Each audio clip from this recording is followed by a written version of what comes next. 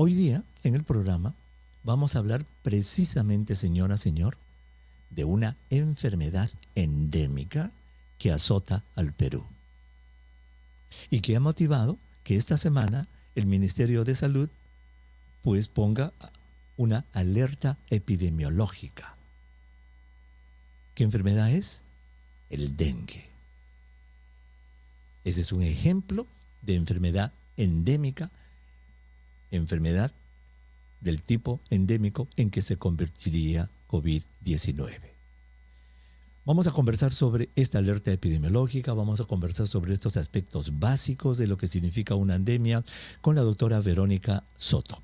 Ella es directora ejecutiva de Prevención y Control de Enfermedades Metaxénicas y Zoonosis de la Dirección General de Intervenciones Estratégicas en Salud Pública del Ministerio de Salud. Doctora Soto, qué gusto de saludarla. Muy buenas tardes. Doctor Huerta, muy buenas tardes y un saludo a todos los radioyentes. Gracias, muchísimas gracias a usted por estar disponible. Nuestros oyentes aprecian muchísimo el tiempo suyo, doctora Soto. Expliquémosle primero a los oyentes, doctora, este concepto de lo que significa una endemia. ¿Qué significa una endemia? Y quizá tenga que explicar qué es un brote, una epidemia y una pandemia para entender eso. Por favor, ¿qué es una endemia? Por supuesto. La definición de una endemia es justamente la aparición de una enfermedad en un área geográfica determinada, ¿no? O la afectación de una enfermedad a un grupo poblacional constante. Es decir, que ya esa enfermedad se produce siempre en esa misma área geográfica, como por ejemplo tenemos pandemia, ¿no? Tenemos la malaria. Estoy colocando en otro ejemplo, en algunas zonas del país, donde está limitada a esas áreas geográficas, pero son constantes, es decir, ocurren durante todo el año. Muy bien, entonces una endemia es una enfermedad que está allí dando vueltas constantemente, no desaparece nunca. Unos cuantos casitos por aquí, por allá, unos cuantos casitos, pero de repente, de un momento a otro, cuando cambian ciertas condiciones que predisponen a que aumenten los casos, explosiona como la alerta que ustedes acaban de lanzar del dengue. Entonces, eso es una endemia, es una enfermedad que da vueltas y vueltas y que no desaparece nunca. Eso es lo que se piensa que el COVID pueda convertirse, ¿cierto? Se pueda convertir en una endemia, doctora. Así es, por supuesto. Es probable que el dengue nos acompañe siempre, ¿no? Que esté con nosotros, sí, y que probablemente COVID, bajo ciertas condiciones, cambio de clima u otras condiciones ambientales, o cambio también del tipo de vector, de la variante, como se ha producido ahora, ¿no? Produzcan estos brotes, ¿no? Como ocurre en dengue. Nuestros pobladores, generalmente de la selva o de la costa norte, están expuestos justamente a esta enfermedad, donde es endémico, y que bajo ciertas circunstancias climáticas, como por ejemplo el cambio de temperatura, gran humedad, como en la selva o en la costa norte, cada cierto tiempo, que generalmente es en esta época de verano o a fines de año en algunas otras zonas, hay un aumento brusco de casos, ¿no? Esto hace y condiciona que el Ministerio de Salud emita alertas, es decir, avisos, alarmas, justamente alertando, valga la redundancia, a los establecimientos de salud de todo el país, tanto públicos como privados, para que estos comiencen a fortalecer sus servicios, a organizar sus servicios ante un incremento de casos, ¿no? Lo primero que se hace es justamente en los establecimientos de salud conformar equipos que vayan a estar dirigidos a la atención de estos pacientes con dengue. Claro. Ese es un primer momento. Un segundo momento es cuando también se activan los controles vectoriales justamente de este vector Aedes aegypti, que transmite esta enfermedad, para hacer que disminuya la cantidad del vector y de esa manera controlar la transmisión y la disminución de los casos.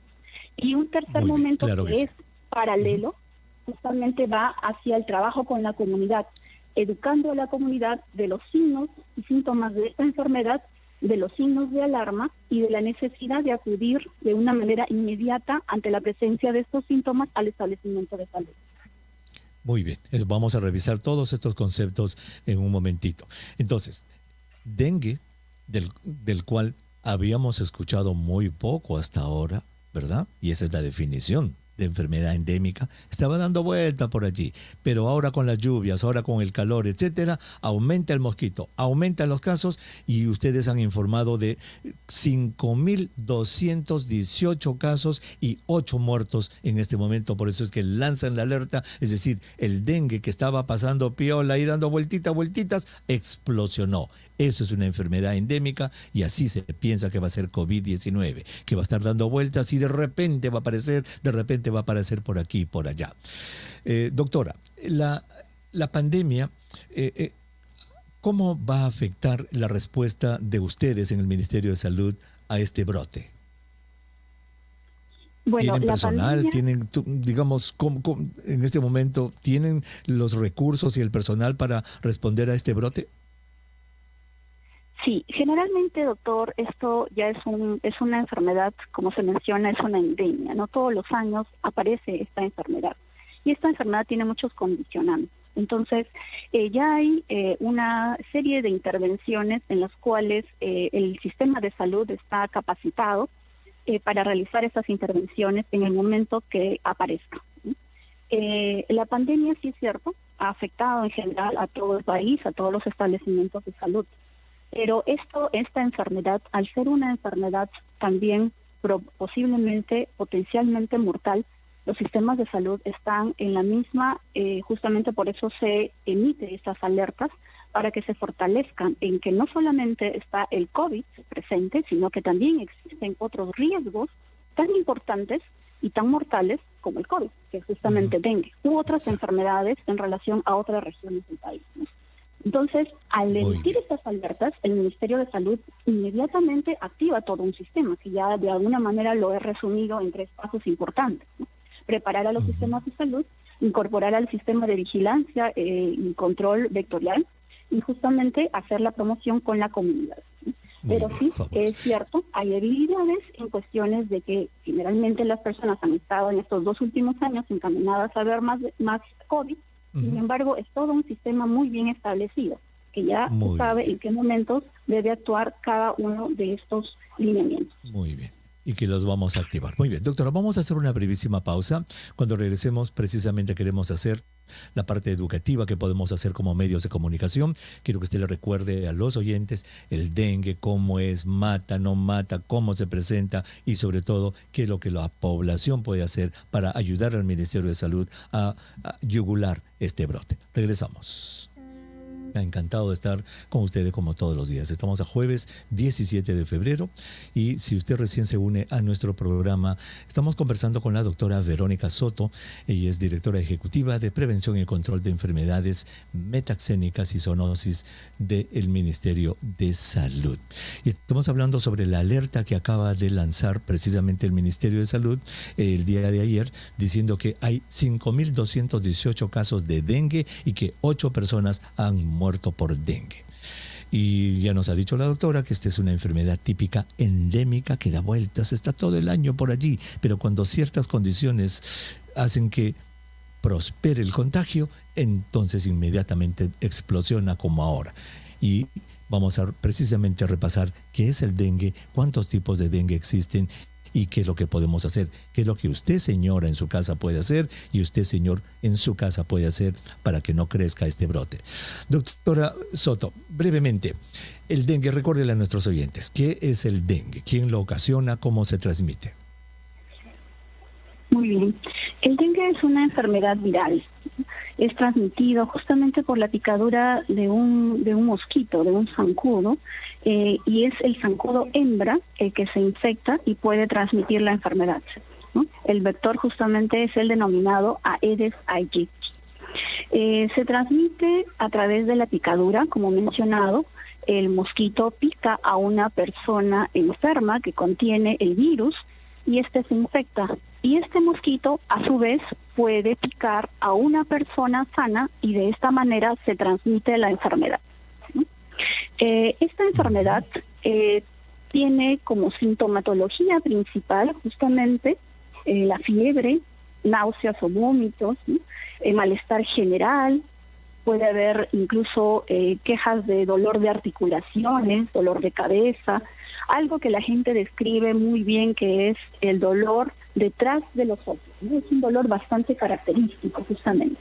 Entonces, toda esta sintomatología unida a características de la zona donde está presente la enfermedad, uno puede sospechar, el personal de salud comienza a sospechar que es un dengue.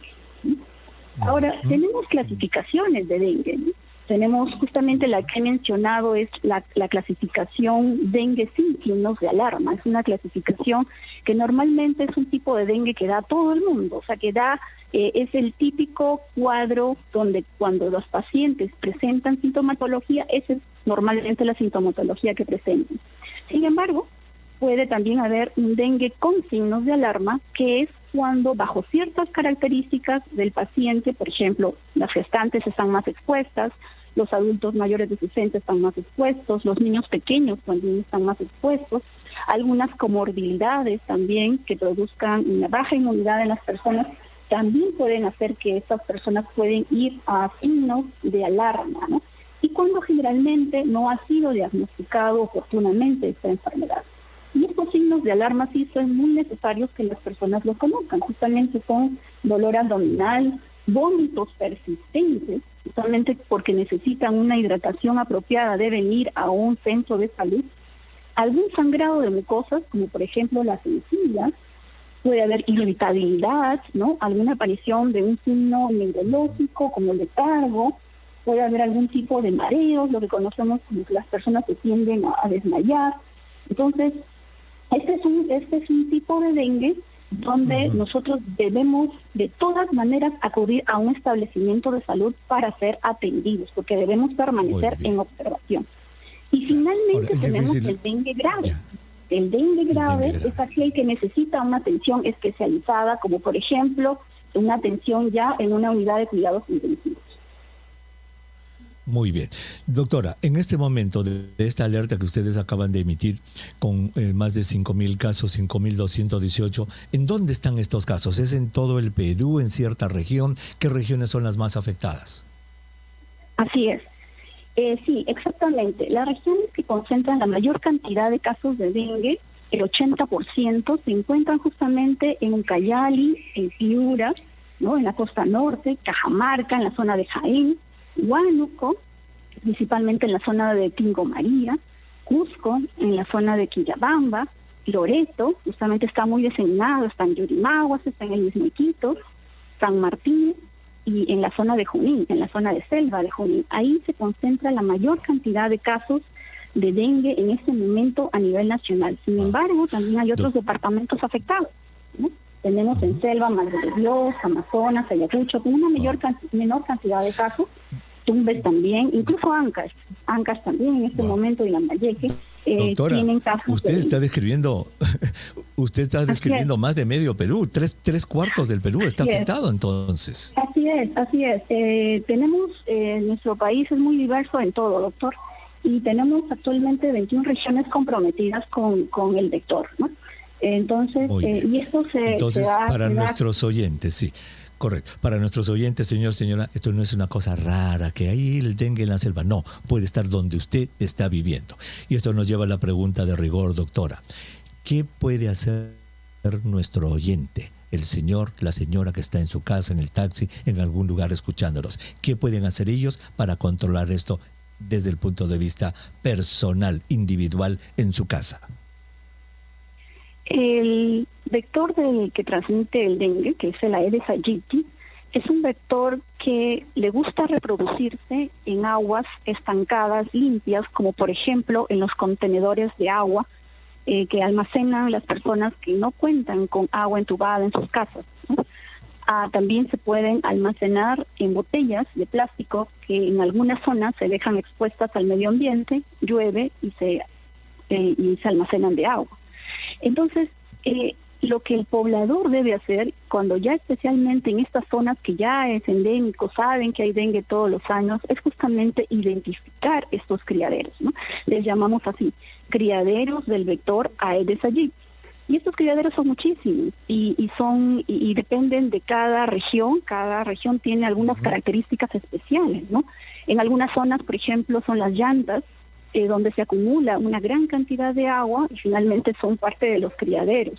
Otros son los bebederos de animales y últimamente son las piscinas, aquellas piscinas que vemos que son donde los niños juegan justamente en estos meses de verano, en la costa y también en la selva. Muy bien. Entonces, lo ideal, lo necesario es que las personas sepan identificar la acumulación de estos depósitos y que los tapen, limpien estos depósitos, y eso sí lo pueden hacer en casa. No necesitan la ayuda del personal de salud. Ellos pueden identificar sus criaderos.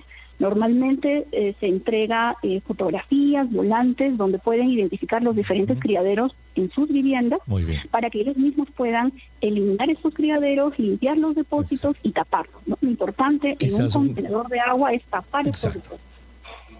Quizás un comité vecinal, que se organicen los vecinos a hacer un comité vecinal para que salgan a dar vueltas por el vecindario buscando charcos, buscando depósitos que tengan agua para voltear el agua y que el agua no esté emposada allí. O sea que es importantísimo que la comunidad también se organice y sepa de que el agua emposada, el agua limpia es un criadero, señor, señora, y eso es lo que usted realmente puede hacer para evitar que este brote vaya a aumentar. Doctora, muchísimas gracias por haber estado con nosotros en el programa. Gracias a usted, doctor Huerta. Un saludo a sus oyentes. Gracias. La doctora Verónica Soto, directora ejecutiva de Prevención y Control de Enfermedades Metaxénicas y Zoonosis del MINSA, estuvo con nosotros. Fíjese, señora, esto es enfermedad endémica. Da vueltas y vueltas, ¡plum!, revienta. Ya murieron 8 personas y más de medio Perú está afectado. Y hasta ahora no habíamos escuchado de esto. Eso se llama endemia. Y así, en eso se va a convertir probablemente el COVID al cuerpo humano. El cuerpo humano es una máquina maravillosa, señora. ¡Qué bárbaro! Todo lo que estamos aprendiendo del cuerpo en estas semanas, ¿verdad? ¿Qué hemos revisado? Hemos revisado mielina, mácula, retina, hemos revisado la hipófisis, hemos revisado los neuroreceptores. ¿Qué más hemos revisado? Si usted presta atención todos los días, hay una gotita de conocimiento médico para usted. Hoy día vamos a hablar de una parte del cuerpo que tiene un nombre propio. Se llaman placas, porque son unas plaquitas que se ven al microscopio, placas. Y como la descubrió un médico francés que se apellidaba Peyer, P-E-Y-E-R, Peyer, se llaman las placas de Peyer. Usted dirá, pero nunca he escuchado eso. Pues para eso está la doctora Karina Guamán. Ella es médico asistente del servicio de gastroenterología. Ya usted se imaginará, si es gastroenterología, debe estar en el aparato digestivo, esto de las placas de Peyer, del Hospital Nacional Arzobispo Loaiza. Doctora Guamán, qué gusto de saludarla. Muy buenas tardes. Muy buenas tardes, doctor Huerta. ¿Cómo está? Mucho gusto. Gusto es mío y gracias más bien por estar con nosotros. El tiempo de ustedes es tan valioso que nuestros oyentes lo aprecian muchísimo, doctora. A ver, las 3 preguntas de rigor. La primera, doctora, ¿qué es y dónde se encuentran las placas de Peyer? Bueno, las placas de Peyer son acúmulos o agregados de células linfoides llamados folículos linfoides, los cuales van a estar agrupados o asociados y se van a ubicar por debajo de la mucosa del intestino delgado, específicamente en una zona conocida como la lámina propia, a nivel o en mayor concentración a nivel del ilion, que es la parte final del intestino delgado. Estos folículos linfoides, específicamente llamados placas de Peyer, son similares a lo que conocemos como los ganglios linfáticos, tanto en estructura como función. Sin embargo, a diferencia de estos, no están encapsulados. Ahora, los folículos linfoides, en realidad, a nivel del tracto gastrointestinal, forman parte de lo que conocemos como el tejido linfoide asociado al intestino, que es un órgano linfoide o el órgano linfoide más grande del cuerpo. Se puede decir que contiene hasta el 70% de las células inmunes. Qué interesante. Entonces, las placas de Peyer, usted nos está diciendo que son concentraciones, acúmulos de células de la defensa, que están en el intestino delgado, especialmente ya cerca al colon, donde están los excrementos, donde están las bacterias, ahí se les necesita más de repente. Por eso es que estas placas de Peyer entonces están en el intestino delgado y están cerca a la parte del colon.